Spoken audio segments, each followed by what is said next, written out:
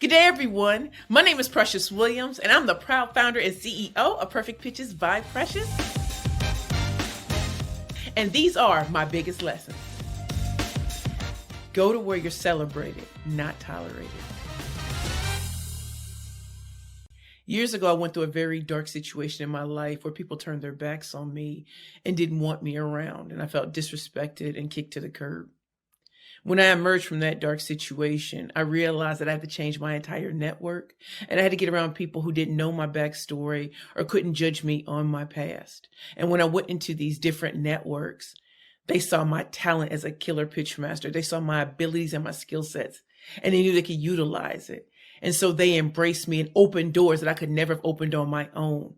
And it turned doubters into believers, because if the biggest companies in the world, if the VIPs took notice of me, and they weren't worried about where I came from, it made my journey so much better. So if you're hanging around people that don't see your value and your worth, drop those zeros and get with the heroes. Go to where you're celebrated, not tolerated. Fortune favors the bold. I grew up in the inner city of St. Louis, Missouri, and I was told from a very young age that I would never make it out of the hood.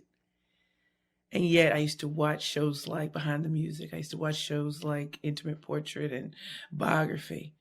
And I saw that the people who went through the worst somehow found it in themselves to keep going no matter what.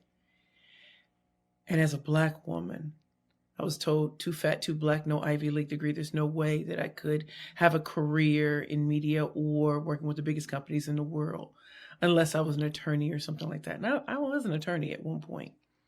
But when I started my first company, Curvy Girls Lingerie, people said it would never take off. My family and friends wouldn't invest in me. So you know what I did?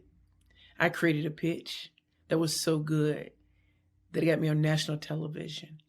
And when I pitched, I walked away with $500,000. So those very same people who said it couldn't be done couldn't stop the one who said it could. So I went boldly and I went after something that no one thought I could. And it made all the difference. So when I tell you fortune favors the bold, you have to show up and show out no matter what. Own your zone of genius. When I was growing up, I didn't realize that my grandma told me I had the gift of speech, and that when I spoke, people listened. At 16, why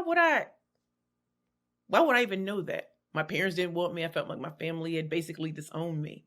But my grandmother said, when you speak, people listen. And it took me years of being an international professional speaker for me to find my craft and my zone of genius. And that is in being a pitch master. And after winning 13 national competitions, appearing on some of the biggest shows in the world that deal with entrepreneurship and pitching, I realized that everything I'd ever gone through life led me to knowing how to pitch and to teach and train others how to do it with ease. So first I started with helping women gain investor dollars through pitch competitions. And then some of them wanted to be on national television shows.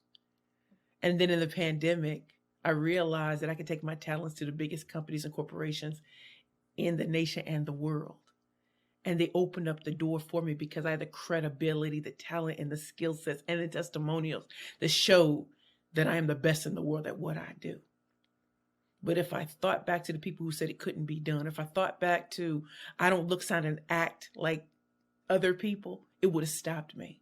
But when I owned my zone of genius and broke free from just being a speaker to being the killer pitch master and having a track record of success with the companies, corporations, foundations, nonprofits, individuals, speakers, authors, and entrepreneurs, it really made all the difference. So don't be afraid to own your zone of genius, and don't be afraid to be different and walk in the room like you own it. Open up and be vulnerable. I spent a large part of my life being ashamed of not being wanted by my parents, feeling lost in my family and feeling like the black sheep because I wanted success that I had never seen in my community, in my hood, or anyone around me in St. Louis, Missouri. And I went through school, full scholarships to college, law school, did everything supposedly right, and yet I still felt unfulfilled. Because the truth of the matter is I was fighting the demons of the past as I was moving forward. When I went through a dark period in my life where I was homeless and a severe alcoholic. Yes, I can say it out loud. I was afraid to share that I had gone through that to get to where I am. But one day I was doing a speech in front of the executives of a major company here in New York. And I heard the Spirit tell me, give it to them raw. And so after I had done this amazing presentation, I decided to tell them I was once homeless. I was once eating out of garbage cans in New York. I once rode the subway. I was one of the people that people thought was throwaway. And now that I've been almost clean and sober, almost 6 years, walked out of homelessness almost 5 years ago, restarted my company, Perfect Pitches by Precious, became a world-class master communicator, international professional speaker, 4-time #1 best-selling author of business books on pitching. When I opened up and became vulnerable and shared how it really happened and not the social media story of perfection, it changed how people saw me.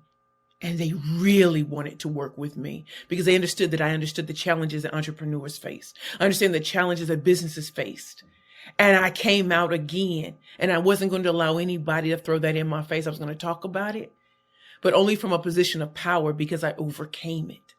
And when I became open and vulnerable, people no longer saw me as a transaction. They saw me as someone that they wanted to work with, someone that they would pay handsomely to teach and train them how to bounce back from rock bottom multiple times. And now my relationships with my family have been restored. And now I walk with my head held high when years ago I couldn't. And when I walk all over the city of New York or around the world where they fly me out to speak and to train, I realized when I opened up myself to the world and showed what it took to get here, that people trusted me because I didn't tell them a fake story. I told them the real story, but only from a position that I've overcame. So when you open up and you become vulnerable, your past no longer haunts you. Your future awaits you. Be the celebrity or the influencer of your own brand. Now, I know, like y'all, I like to look at social media. I'm scrolling up and down feeds, people on yachts, people on private jets, people are living their best lives. And you know what? That can be you too.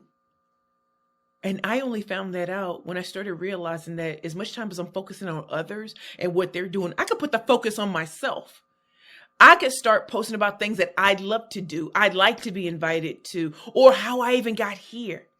Listen, I started inviting people to pick out my wigs and my outfits for different speaking engagements or different trainings. I would take them on the flight as I'm going somewhere. I would take pictures because I wanted to invite them into my world. And you know what? They loved my content because it was fresh. And it wasn't from the perspective of I got to be on a private jet, I got to be on a yacht or anything. It was like, this is the glow up. And this is what's happening as I'm growing and as I'm succeeding. And with all of that, I created rabid fans, followers, clients, and customers because they look forward to what I post. And when I became the celebrity influencer of my own brand, my books were selling out. I was getting booked for speaking engagements all over the world and getting booked into 2024. Y'all know it's 2022, right? And people were happy to invite me into spaces that I once thought I couldn't. So sometimes when I'm sitting at these tables, I got a seat at the table by making myself captivating and titillating to the very people that I was hoping I would. And by becoming the celebrity and an influencer of my own brand. You only live this life once. I'm 43 years old and I look back over my life and I have to laugh. I thought I would spend the bulk of my life being an attorney. Nope. Hated it. And I actually went after something I wanted, was to be an entrepreneur and to be successful and to show the world that Black women, Black men, people of color can make it in so many different fields other than just entertainment and sports. We could do it in business. We could have an idea. We could see gaps in the marketplace and exploit it and go after it and show the world this is what we can do. We see that there's something missing and go after it. So with my first company, Curvy Girls Lingerie, No, I didn't think it would lead to my second company, Perfect Pitches by Precious, or that I would be training CEOs or VPs or middle management on all forms of pitching from elevator, media, investor, sales, speaker, and interview pitches. Never did I think I would teach at Harvard University, Columbia University, Babson College, George Washington University, historically Black colleges and universities like the one I came from, Spelman College. Never once did I think I would walk into the very firms that I worked at years ago and I'm coming into training and teaching a different way. But you only live once. And so as I saw opportunities that came out of when I changed and pivoted to something else, more opportunities came. So go after them. And please don't sit and listen to people who've never been to where you're going or where you're hoping to go. Because if they're not in the trenches with you, why are you listening? So at the end of the day, when I tell you, you only live once, go after what it is you want. I'd rather you go after it and fail and then go on to something else than to play it safe and be miserable for the rest of your life. I love the life that I live.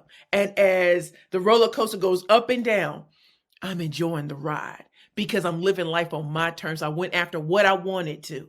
And even being a full-figure diva and a plus-size fashionista, a former attorney, an international professional speaker, corporate sales trainer, all of that, it all started with my decision to live the life I wanted to live and to go after what I wanted.